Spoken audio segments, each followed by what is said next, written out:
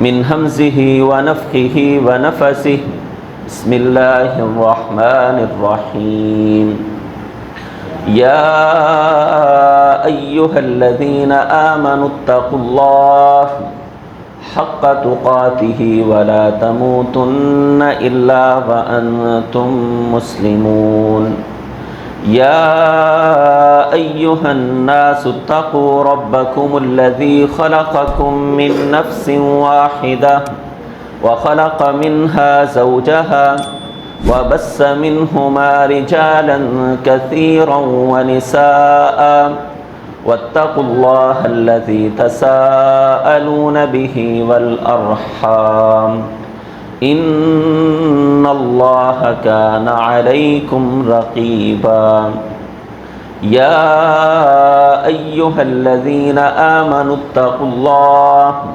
وقولوا قولا سديدا يصلح لكم أعمالكم ويغفر لكم ذنوبكم ومن يطع الله ورسوله فقد فاز فوزا عظيما قال الله تعالى في القرآن المجيد والفرقان الحميد والسابقون الأولون من المهاجرين والأنصار والذين اتبعوهم بإحسان رضي الله عنهم ورضوا عنه وقال تعالى في مقام آخر رضي الله عنهم ورضوا عنه أولئك حزب الله ألا إن حزب الله هم المفلحون۔ ہمہ قسم کی حمد و ثنا اللہ ذوالجلال والاکرام کی ذات کے لیے خاص ہے۔ درود و سلام کے لائق امام الانبیاء خطیب الانبیاء جناب محمد الرسول اللہ صلی اللہ علیہ وآلہ وسلم کی ذات گرامی ہے۔ سامعین محترم، آج کے خطبے میں صحابہ کرام رضوان اللہ علیہم اجمعین اور نبی علیہ السلام کے گھرانے کے مشترکہ فضائل آپ احباب کے سامنے رکھنا چاہتا ہوں۔ میں اور آپ اپنے ذہن میں یہ بات رکھیں کہ اللہ کے حبیب علیہ السلام کے ساتھ صرف نسبت کوئی فائدہ نہیں دے سکتی ہے۔ پیارے پیغمبر علیہ السلام کے ساتھ نسبت حالت ایمان میں ہی فائدہ دیتی ہے۔ اگر صرف نسبت کا معاملہ ہو تو قرآن مجید فرقان حمید کی ایک مکمل صورت نبی علیہ السلام کے چچا کے نام پر ہے۔ اللہ ذوالجلال والاکرام فرماتے ہیں تبت یدا ابی لہب و تب، ابو لہب برباد ہو گیا، اس کے دونوں ہاتھ ٹوٹ گئے یا ٹوٹ جائیں۔ یہ ابو لہب، اس کی نسبت پیارے پیغمبر علیہ السلام کے ساتھ کیا ہے؟ یہ آپ کا چچا ہے، لیکن حالت ایمان میں نسبت نہیں ہے، ہاتھ ٹوٹ گئے۔ اگر حالت ایمان میں نسبت بن جائے تو حضرات گرامی یہ نجات کا سبب ہو جایا کرتی ہے۔ سیدہ فاطمہ رضی اللہ تعالی عنہا، جن کے فضائل قرآن و سنت کے اندر بے شمار ہیں، اللہ کے حبیب علیہ السلام اپنی لخت جگر فاطمہ کو مخاطب کر کے فرماتے ہیں فاطمہ سلینی من مالی لا اغنی عنکی من اللہ شیئا۔ فاطمہ یہ مت سمجھنا میں پیغمبر کی بیٹی ہوں، نسبت کوئی فائدہ نہیں دے گی۔ اگر نجات چاہتی ہو اعملی، عمل کر کے آنا۔ کامیابی نسبت کے ساتھ نہیں ہے، کامیابی عمل کے ساتھ جڑی ہوئی ہے۔ حضرات گرامی، صحابہ کرام رضوان اللہ علیہم اجمعین ہوں یا اہل بیت ہوں، اللہ کے حبیب علیہ الصلاۃ والسلام کے ساتھ تعلق کا فائدہ حالت ایمان کے اندر ہے۔ ابو جہل کی نسبت کیا ہے؟ اللہ کے حبیب کا چچا ہے، لیکن تباہی، بربادی اور جہنم کی وادی میں جانے والا ہے۔ اسی طریقے سے ابو طالب اللہ کے حبیب کا ساتھ دینے والا، آپ علیہ الصلاۃ والسلام کے ساتھ ہر میدان میں، ہر محاذ پر کھڑا ہونے والا، نسبت کیا ہے؟ چچا ہے۔ حضرت علی بن ابی طالب، علی رضی اللہ تعالیٰ عنہ کے والد گرامی، اللہ کے حبیب کے چچا، جہاں پر چچا عباس کے فضائل ہیں، نسبت فائدہ دے رہی ہے۔ عباس رضی اللہ تعالیٰ عنہ جنت کے اندر خاص مقام رکھتے ہیں۔ حضرات گرامی، نسبت کا فائدہ حالت ایمان میں۔ دوسری طرف ابو طالب ساتھ دینے والا، صحیح بخاری کی روایت کے مطابق، یا عمی قل لا الہ الا اللہ کلمۃ احاج لک بہا عند اللہ، چچا کلمہ کہہ دو، کل قیامت کے دن رب کے دربار میں جھگڑا کرنے کا جواز تو بن سکے گا۔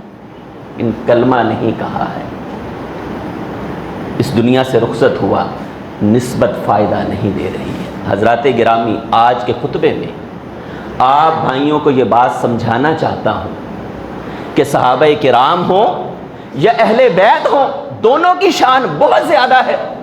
ہمارے ہاں دو گروہ بن گئے، ایک گروہ کہنے لگا کہ صحابہ کرام کی شان بہت زیادہ ہے، قصیدے فضائل عمر کانفرنس، فضائل ابو بکر کانفرنس، فضائل عثمان کانفرنس، فضائل امیر معاویہ کانفرنس، فضائل ابو سفیان کانفرنس رضی اللہ تعالی عنہم اجمعین۔ اور ایک گروہ فاطمہ رضی اللہ تعالی عنہ کی شان، شان حسن و حسین رضی اللہ تعالی عنہم، اسی طریقے سے شان علی المرتضی، دو گروہ بنے۔ حضرات گرامی، دونوں گروہوں کا تعلق حالت ایمان میں پیغمبر کے ساتھ جڑے، دونوں ہی گروہ کامیاب ہیں، دونوں ہی جنت میں جانے والے ہیں۔ پیغمبر کے ساتھ تعلق ہو، ایمان نہ ہو، آپ علیہ السلام کا چچا بھی اللہ کی جنت کے اندر داخل نہیں ہو سکتا ہے۔ ان تمہیدی باتوں کو سمجھنے کے بعد اب چند مشترکہ فضائل آپ احباب کے سامنے رکھنا چاہتا ہوں۔ حضرات گرامی، صحابہ کرام ہوں یا اہل بیت ہوں، دونوں ہی اللہ ذوالجلال والاکرام کا انتخاب ہے۔ صحیح مسلم کے اندر روایت موجود ہے، رسول اللہ صلی اللہ علیہ وآلہ وسلم کا خاندان کتنا عظیم خاندان ہے، کتنے مرتبے والا خاندان ہے، اہل بیت کی شان کو ظاہر کرنے والا ہے۔ روایت کیا ہے؟ فرمایا ان اللہ اصطفیٰ کنانہ من ولد اسماعیل، اللہ ذوالجلال والاکرام نے اولاد اسماعیل میں سے کنانہ کو چنا۔ یہ ایک قبیلے کا نام ہے، کنانہ کی سلیکشن ہوئی۔ پھر فرمایا واصطفیٰ قریش من کنانہ، پھر کنانہ میں سے آگے کئی قبیلے بنے، اللہ ذوالجلال والاکرام نے قریش کو چنا۔ واصطفیٰ من قریش من بنی ہاشم، پھر اللہ نے قریش میں سے بنو ہاشم کو چنا۔ واصطفانی من بنی ہاشم، پھر اللہ ذوالجلال والاکرام نے بنو ہاشم میں سے مجھے چنا ہے۔ اب آپ علیہ الصلاۃ والسلام چنیدہ در چنیدہ در چنیدہ، چنیدہ میں سے چنیدہ۔ اب جو آپ علیہ السلام سے تعلق رکھنے والے ہیں، آپ خود سمجھ لیجئے ان کی شان، ان کا مقام اور رتبہ اللہ ذوالجلال والاکرام کے ہاں کتنا بلند ہے۔ یہ روایت اہل بیت کی فضیلت، یعنی اللہ کی سلیکشن ہے، اہل بیت اللہ کے چنیدہ ہیں۔ صحیح مسلم کی روایت اہل بیت کی شان کو بیان کر رہی ہے۔ یہی الفاظ مستدرک حاکم کے اندر صحیح سند کے ساتھ، اور یہ روایت تیسری جلد کے اندر موجود ہے، صحیح روایت ہے۔ رسول اللہ صلی اللہ علیہ وآلہ وسلم نے فرمایا ان اللہ تبارک و تعالی اختارنی واختار بی اصحابا فجعل لی منہم وزراء وانصارا واصہارا فمن سبہم فعلیہ لعنت اللہ۔ مستدرک حاکم یہ حدیث کی ایک کتاب ہے۔ اچھا، مستدرک کس کتاب کو کہا جاتا ہے؟ امام بخاری رحمۃ اللہ علیہ، امام مسلم رحمۃ اللہ علیہ۔ ہم جب حدیث کی کتابوں کی ایک فہرست بناتے ہیں، ہم کہتے ہیں ان میں حدیث کی کتابوں میں سب سے بہترین کتابیں کون سی ہیں؟ اچھا صحیح بخاری کو ٹاپ آف دا لسٹ رکھا، سیکنڈ نمبر پر صحیح مسلم کو رکھا۔ اچھا کیوں رکھا؟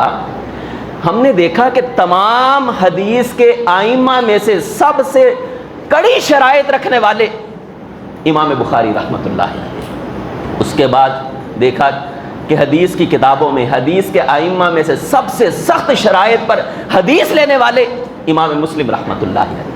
اچھا ایسا نہیں ہے کہ صحیح بخاری کے علاوہ یا صحیح مسلم کے علاوہ حدیث کی اور صحیح کتابیں موجود نہیں ہیں یا اور صحیح احادیث موجود نہیں ہیں۔ یہ بات امام بخاری نے خود لکھی ہے کہ مجھ سے رہ جانے والی بہت سی حدیثیں صحیح حدیثیں لیکن میری شرائط پر پوری نہیں اتری، میں نے اس لیے نہیں لی۔ اب مستدرک حاکم، یہ مستدرک کسے کہا جاتا ہے؟ بعد میں ایک امام دیکھتا ہے کہ فلاں امام کی شرائط یہ تھی، یہ حدیث بھی رہ گئی، یہ بھی رہ گئی، یہ بھی رہ گئی، وہ ایک نئی کتاب لکھتا ہے جس کے اندر اسی سابقہ امام کی شرائط پر حدیثوں کو جمع کر دیتا ہے۔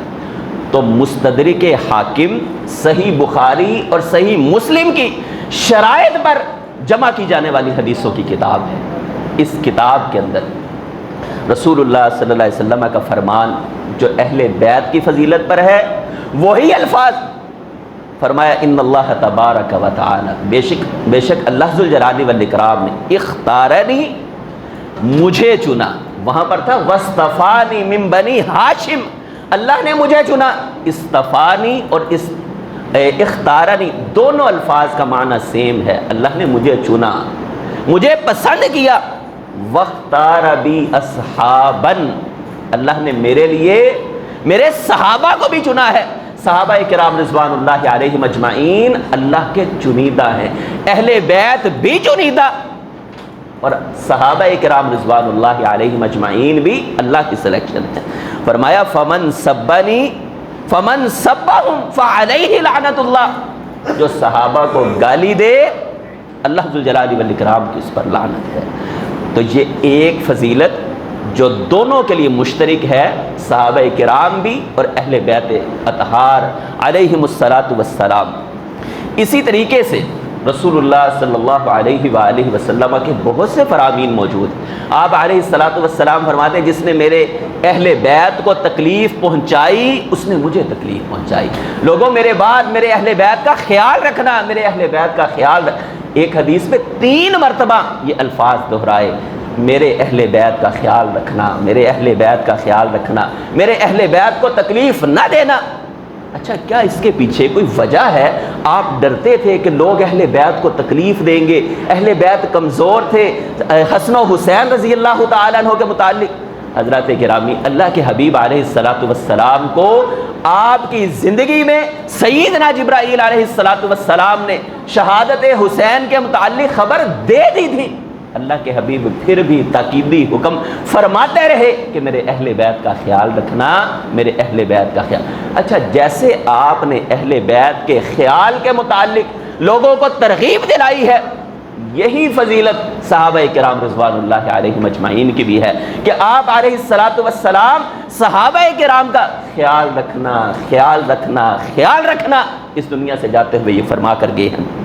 حضرات گرامی، غدیر خم کے موقع پر، غدیر خم کیا ہے؟ یہ ایک میدان ہے، ایک جگہ کا نام ہے۔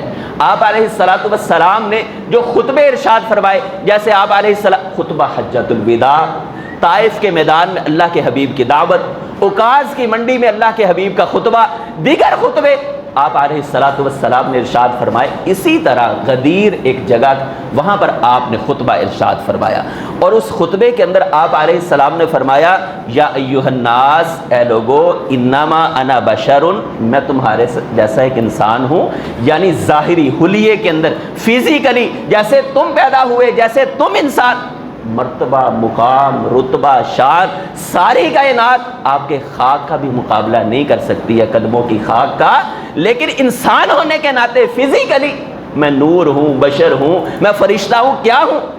میں ظاہری طور پر بشر ہوں۔ انما انا بشر ان یاتی رسول ربی، مجھے ایسا لگتا ہے کہ جو ذمہ داری اللہ نے میری لگائی تھی کہ تم نے لوگوں کی ہدایت کا کام کرنا ہے، مجھے ایسا لگتا ہے کہ اب وہ ذمہ داری پوری ہو چکی ہے۔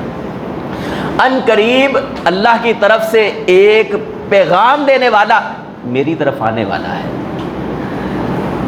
ان یأتی رسول ربک، کہ اللہ کا فرشتہ آئے اور آ کر کہے کہ اللہ آپ کو بلا رہے ہیں، فاجیب، جب وہ آئے گا تو میں اس کی جو بات پر جواب دینے والا ہوں، میں اس کے پاس جانے والا ہوں، اللہ مجھے بلانے والے۔ وَأَنَا تَارِكٌ فِيكُمْ ثَقَلَيْنِ، میں تمہارے درمیان دو مضبوط چیزیں چھوڑ کر جا رہا ہوں۔ اولہما کتاب اللہ فیہ ہدی ونور فخذوہ بکتاب اللہ، میں تمہارے درمیان دو چیزیں چھوڑ کر جا رہا ہوں، ایک اللہ کی کتاب جس کے اندر تمہارے لیے ہدایت ہے، نور ہے، رہنمائی ہے، روشنی ہے، جنت ہے، کامیابی ہے، کامرانی ہے، اور دوسری فحث علیہ کتاب اللہ واہل بیتی، اور دوسری چیز اہل بیت ہے۔ مختلف احادیث کے مختلف الفاظ ہیں، ایک حدیث میں آپ نے فرمایا میں قرآن چھوڑ کر جا رہا ہوں اور سنت چھوڑ کر جا رہا ہوں، ایک جگہ پر فرمایا میں قرآن چھوڑ کر جا رہا ہوں اور اہل بیت چھوڑ کر جا رہا ہوں۔ اہل بیت یعنی جیسے یہ عمل کرے، جیسے یہ زندگی بسر کرے، یہ تمہارے لیے ماڈل ہے، تم نے ان کا خیال رکھنا ہے۔ اب یہی الفاظ، کتاب کو تھامنا اور اہل بیت کا خیال رکھنا، حضرات گرامی یہی الفاظ رسول اللہ صلی اللہ علیہ وسلم نے صحابہ کرام کے متعلق فرمایا، احفظونی فی اصحابی ثم الذین یلونہم ثم الذین یلونہم، یہ الفاظ وہ روایت صحیح مسلم کے اندر موجود، اور یہ روایت سنن ابن ماجہ کے اندر 2363 نمبر صحیح سند کے ساتھ آپ علیہ السلام فرماتے ہیں، لوگوں میرے صحابہ کا خیال رکھنا، پھر ان کا خیال جو صحابہ کے نقشے پر چلیں، پھر جو ان کے بعد ان کے نقشے قدم پر چلیں، ان سب کا خیال رکھنا۔ اور دوسری روایت صحیح بخاری کے اندر موجود ہے جو بڑی مشہور ہے، یعنی صحابہ جیسے اہل بیت کا خیال رکھنے کا حکم دیا، اسی طریقے سے صحابہ کرام کا بھی خیال رکھنے کا حکم فرمایا، لا تسبوا اصحابی، میرے کسی بھی صحابی کو تم نے گالی نہیں دینی ہے، ان کا خیال رکھنا ہے۔ یہ روایت صحیح بخاری کے اندر موجود، یہ بھی مشترکہ فضیلت جو اہل بیت کی بھی ہے اور صحابہ کرام رضوان اللہ علیہم اجمعین کی بھی۔ اسی طریقے سے اللہ کے حبیب علیہ الصلوۃ والسلام نے صحابہ کے راستے کو اور اہل بیت کے راستے کو، دونوں کے راستے کو کامیابی کی ضمانت قرار دیا ہے۔ اللہ کے حبیب علیہ الصلوۃ والسلام فرماتے ہیں، انی ترکت فیکم ثقلین، میں تمہارے درمیان دو چیزیں چھوڑ کر جا رہا ہوں، احدہما اکبر من الآخر، ایک چیز دوسری سے زیادہ بڑی ہے۔ پہلی کیا ہے؟ کتاب اللہ، اللہ کی کتاب، اور دوسری وعطرۃ اہل بیتی، اور دوسری میرے اہل بیت کا مقام اور ان کی شان، ان کی فضیلت، یہی چیز صحابہ کرام رضوان اللہ علیہم۔ اچھا، اسی حدیث میں نبی علیہ السلام نے فرمایا، جس کے نقش قدم پر تم چلو گے میرے اہل بیت میں سے تم کامیاب ہو جاؤ گے۔ اب یہی فضیلت سنن ابی داود کے اندر صحابہ کرام کے متعلق موجود ہے۔ آپ علیہ السلام نے فرمایا، فعلیکم بسنتی وسنت الخلفاء الراشدین المہدیین، تمسکوا وعزوا علیہا بالنواجذ، فرمایا میرے راستے پر چلو، میرے خلفاء کے راستے پر چلو۔ خلفاء میں ابو بکر و عمر شامل ہیں، عثمان و علی رضی اللہ عنہم اجمعین شامل ہیں، اللہ کے حبیب علیہ الصلوۃ والسلام کے صحابہ کرام شامل ہیں۔ اس فضیلت میں بھی اہل بیت شامل ہیں اور صحابہ کرام رضوان اللہ علیہم اجمعین بھی شامل ہیں۔ اسی طریقے سے تطہیر اہل بیت، آج ہمارے معاشرے میں نا یہ بات بھی کہی جاتی، سورۃ الاحزاب کی آیت کو بنیاد بنا کر یہ بات کہی جاتی، اہل بیت وہ ہیں جن کی تطہیر، پاکی اللہ ذوالجلال والاکرام نے کی۔ جیسے وہ حدیث آتی ہے، رسول اللہ صلی اللہ علیہ وسلم نے فرمایا کہ اللہ تعالیٰ نے اس کائنات کے سارے دلوں کو چیک کیا، سب سے بہترین دل کو اللہ ذوالجلال والاکرام نے اپنا آخری نبی بنایا ہے، آخری نبی کا دل بنایا ہے۔ فرمایا بعض لوگ معاشرے کے اندر اہل بیت کی شان کو جب حد سے تجاوز کرتے ہیں تو کہتے ہیں یہ وہ لوگ ہیں جن کے دل کی پاکی اللہ ذوالجلال والاکرام نے کی ہے۔ اور آیت کیا پڑھتے ہیں؟ انما یرید اللہ لیذھب عنکم الرجس اہل البیت ویطہرکم تطہیرا، یہ جو ویطہرکم تطہیرا اور پیچھے لفظ ہے انما یرید اللہ لیذہب عن، اللہ یہ چاہتے ہیں، اللہ کا یہ ارادہ ہے کہ اللہ اہل بیت کے دلوں سے نجاست کو پاک کر دے. رجس کہتے ہیں گندگی کو، وہ کینہ ہو، وہ بغض ہو، وہ حسد ہو، ساری علائشوں سے پاک کر کے وَيُطَهِّرَكُمْ تَطْهِيرًا، اللہ مکمل طور پر پاک کر کے انہیں رول ماڈل بنانا چاہتے ہیں. حضرات گرامی، جہاں یہ تطہیر اہل بیت کی آیت سورۃ الاحزاب میں موجود ہے، یہی الفاظ رسول اللہ صلی اللہ علیہ وآلہ وسلم کی احادیث کے اندر اور قرآن مجید. اچھا کوئی یہ بھی کہہ سکتا ہے ان کی فضیلت قرآن سے اور ان کی فضیلت احادیث سے؟ آپ خود دیکھیں فرق تو ہے نا. حضرات گرامی، قرآن کی آیت اذ یغشیکم النعاس، سورۃ الانفال کے اندر اللہ نے غزوہ بدر کا تذکرہ کیا، اور جب صحابہ کرام پر اونگ کو طاری کیا، میدان سجا ہوا ہے، دشمن کی صفیں ہیں، ادھر ایمان والوں کی صفیں ہیں، اسلام کا پہلا معرکہ ہے، کفر اور اسلام ٹکرا رہے ہیں. اس موقع پر اللہ کی مدد اور نصرت صحابہ کرام رضوان اللہ علیہم اجمعین کے ساتھ ہے. اللہ فرماتے ہیں اذ یغشیکم النعاس امنۃ منہ وینزل علیکم من السماء ماء لیطہرکم بہ ویذہب عنکم رجز الشیطان.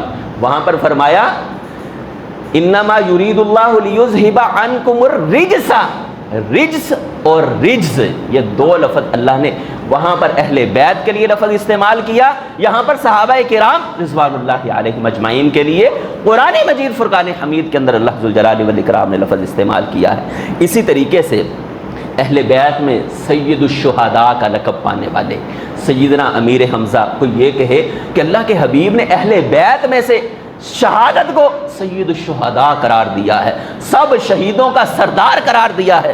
حضرات گرامی، سلسلہ احادیث صحیحہ کے اندر امام البانی رحمہ اللہ یہ روایت لائے ہیں، سید الشہداء، اللہ کے حبیب کے الفاظ، سید الشہداء امیر حمزہ رضی اللہ تعالی عنہ.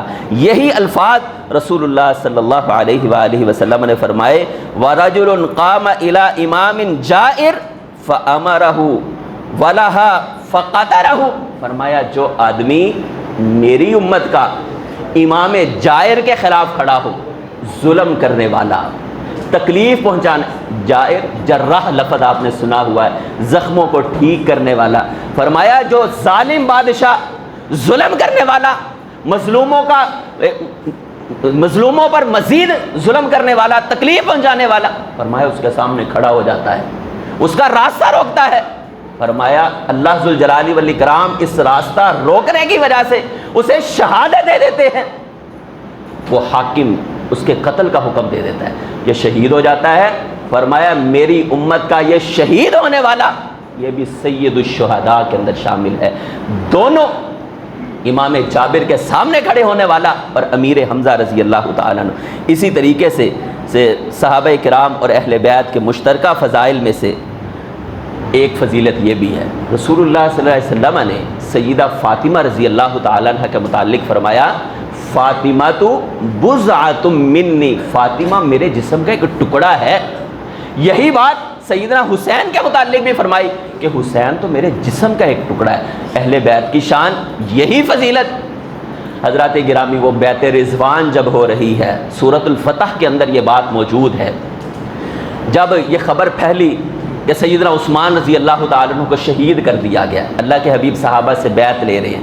لقد رضی اللہ عن المؤمنین اذ یبایعونک تحت الشجرہ، درخت کے نیچے بیعت لے رہے، جسے 1400 صحابہ کرام کی بیعت کہا جاتا ہے، جسے بیعت رضوان کہا جاتا ہے. وہ درخت کے نیچے، بعد میں لوگوں نے اس درخت کو متبرک سمجھنا شروع کیا. حضرت عمر رضی اللہ تعالیٰ عنہ جو کفر و شرک کو جڑ سے اکھاڑنے والے، سب صحابہ کرام، اللہ نے کسی سے کہا، سیدنا عمر نے اس درخت کو کٹوا دیا کہ کہیں ایسا نہ ہو کہ لوگ اس سے منتیں اور مرادیں مانگنا. جس درخت کے نیچے 1400 صحابہ جمع ہوں، اللہ کے حبیب جمع ہوں، اور رب یہ بات کہے ید اللہ فوق ایدیہم، صحابی کٹوا دے کہ یہ متبرک نہیں ہے. حضرات گرامی، کہیں پر پیر صاحب بیٹھے، کہیں میں بیٹھوں، لوگ مجھے کہ یہ جگہ پر ابا جی بیٹھا کرتے تھے، یہاں پر امام صاحب، یہ بڑی متبرک جگہ ہے. عقیدہ توحید کے منافی جملہ ہے، مجھے اور آپ کو ایسے عقائد سے باز آنا چاہیے۔